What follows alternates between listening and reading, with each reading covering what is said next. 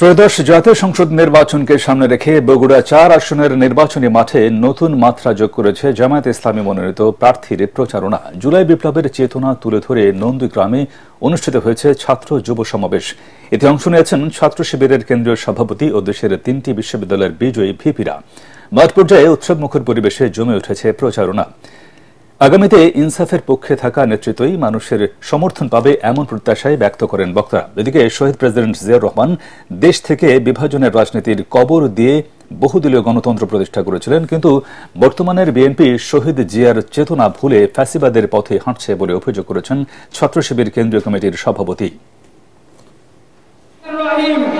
আমরা হিংসার রাজনীতির বিপরীতে ভালোবাসার রাজনীতি প্রচার করতে চাই।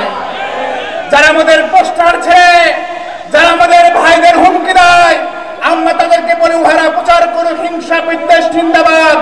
আমরা বলিব সাম্য শান্তি এক আল্লাহ জিন্দাবাদ। বিগত ফ্যাসিবাদী আমলে আমরা দেখতে পেয়েছি আমাদের যারা অন্যান্য ধর্মাবলম্বী যারা আছে তাদের মধ্যে আমাদের একটা বিভাজন তৈরি করে রাখার চেষ্টা করা হয়েছে। এই স্বাধীন বাংলাদেশে আমাদের মধ্যে কোনো ধরনের বিভাজন চলবে না। আমার এই অঞ্চলে যারা হিন্দুরা আছে, আমার এখানে যারা চাকমা, মারমা, ত্রিপুরা, রাখাইন আছে, সবাই আমরা একসাথে একটি সুখী সমৃদ্ধ বাংলাদেশ বিনির্মাণের জন্য আমরা কাজ করব। শহীদ প্রেসিডেন্ট জিয়াউর রহমান তিনি বগুড়ার কৃতি সন্তান ছিলেন। তিনি বাংলাদেশে বিভাজন মুক্ত রাজনীতির প্রবক্তা ছিলেন।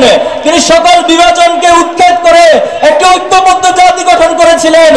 আধিপত্যবাদের বিরুদ্ধে ওনার বলিষ্ঠ ভূমিকা ছিল, কিন্তু দুর্ভাগ্য হচ্ছে আজকের বিএনপি জিয়াউর রহমানের সেই আদর্শকে, সেই চেতনাকে লালন না করে ফ্যাসিবাদের রেখে যাওয়া কাজকে তাদের নিজেদের দায়িত্ব হিসেবে গ্রহণ করেছে।